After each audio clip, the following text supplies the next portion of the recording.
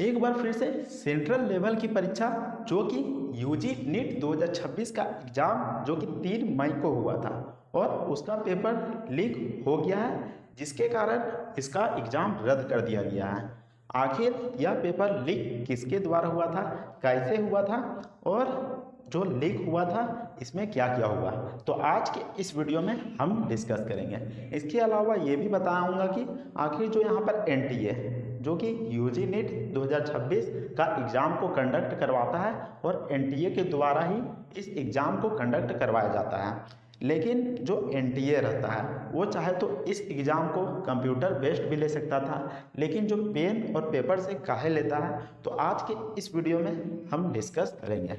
तो यहाँ पर सबसे पहले सवाल उठता है, सब बच्चा लोग जाता है एग्ज़ाम देने के लिए जाता है, तो वहाँ पर पूरा कड़ाई से पूरा जांच किया जाता है, देखा जाता है कि हाँ मेटल का चीज़ पिघलने की नहीं, मेटल का चीज़ पिंधा है तो उसका बटन में रहता है, तो यहाँ पर जो चक्कू रहता है ब्लेड से बटन में के काट दिया। उसके अलावा जो यहाँ पर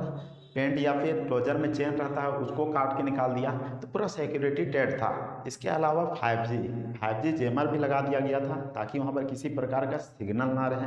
और बहुत ही ज़्यादा बायोमेट्रिक जांच भी किया गया और बहुत चीज़ वहाँ पर सिक्योरिटी टाइट था। तो फिर यहाँ पर जो पेपर लीक हुआ कैसे, तो पेपर लीक हुआ कैसे, तो एक केरल का एक मेडिकल स्टूडेंट रहता है, केरल के एक कॉलेज में MBBS कर रहा होता है और वो वहाँ पर पढ़ रहा होता है। वो क्या करता है, तो फिर वो जो पेपर रहता है उसका यहाँ पर मॉडल पेपर भेजता है, गेस पेपर रहता है उसको यहाँ पर राजस्थान का जो एक संचालक रहता है, PG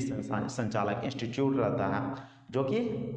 वहाँ के PG संचालक को भेज देता है और साथ ही साथ अपना दोस्त को भी व्हाट्सएप कर देता है।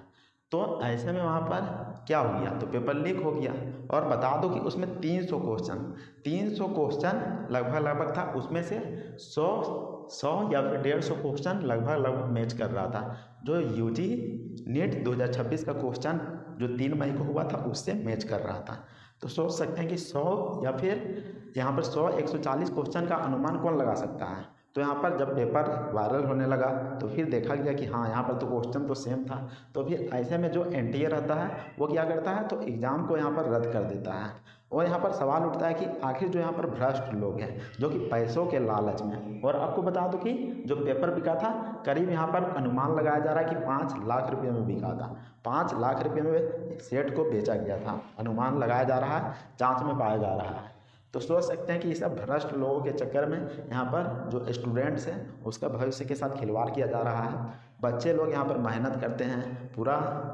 मेहनत करते हैं, घूमने फिरने नहीं जाते हैं, घर में घुसले रहते हैं और पूरा मेहनत करते हैं, 8-8 10-10 घंटा पढ़ते हैं और तब जाके फिर एग्ज़ाम देने जाते हैं। पूरा इंतज़ार कर ले रहते हैं कि हाँ एग्ज़ाम अब आएगा और फिर हम एग्ज़ाम देने के लिए जाएंगे। तो फिर और पता चलता है कि यहाँ पर एग्ज़ाम में रद्द हो रहा है, तो कभी सीट भी बिक गया है, तो ये सब यहाँ पर प्रॉब्लम देखने को मिलता है। तो और यहाँ पर सिक्योरिटी भी इतना ज़्यादा टाइट रहता है, जो लीक होता है जितना भी मामला आता है ऊपर के अधिकारी होता है या फिर वहाँ पर काम कर रहे लोग ही करते हैं, अधिकतर केस में वही होता है। सेंट्रल से कोई जहाँ पर सेंटर रहता है वहाँ से लीक नहीं होता है, उम्मीद ना के बराबर रहता है, क्योंकि जो पेपर लीक हुआ था वो 1 मई को हुआ था, 1 मई को हुआ था, जो कि टेलीग्राम और व्हाट्सएप की मदद से भेजा गया था, जो कि केरल से कहाँ ट्रांसफ़र होता है, तो राजस्थान में ट्रांसफ़र कर दिया गया था, तो राजस्थान में ट्रांसफ़र कर दिया गया था और फिर वहाँ से सर्कुलेट हो गया, सब राज्य में भेजा गया। तो इस तरीके से यहाँ पर क्वेश्चन को लीक किया गया था, सिर्फ यहाँ पर पैसा